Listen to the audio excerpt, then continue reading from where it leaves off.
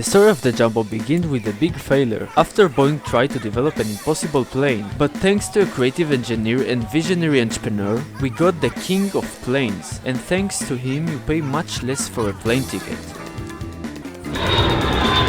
Hello, this is the captain. In 1861, a huge African elephant arrived at the zoo in Paris. No one has seen such a big elephant, and the hunters who captured him called him Jumbo, which means chief or ruler, the king of elephants. When the poor animal has sent on a tour in England and the USA, her name was Jumbo. To these days it's a nickname for a huge version of something. No wonder this name was also given to a plane a century or so later. And what a plane! One that saved Boeing Company from disintegration and turned the US into the dominator of the civil aviation. Our story begins in the 60s, when Britain and France began to develop the Concorde, a luxurious and supersonic passenger plane. The US estimated that it would completely change civil aviation and steal market control from it, and immediately a government tender began for a development of such an aircraft, only much larger and much faster. Boeing won it and poured a fortune on it. Then she realized that the task was impossible.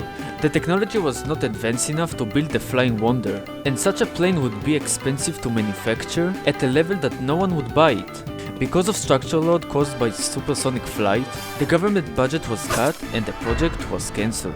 Boeing had to lay off 60,000 people in Seattle and the city began to abandon. Mr. One Trip from Pan Am Airlines came along and told Boeing that after all he prefers a normal airliner, not a supersonic one, just one twice as big. Then Joe Sutter, a senior designer at Boeing, pulled out of his drawer a plane which he had once designed for an army transport aircraft tender. He quickly turned it into a double-decker passenger plane and development began. Boeing management was skeptical, and it's hard to blame them. She expected her giant plane wouldn't be able to compete with the Concorde, but bet every cent she had left on it. When the Boeing 747 was revealed, it received enormous enthusiasm.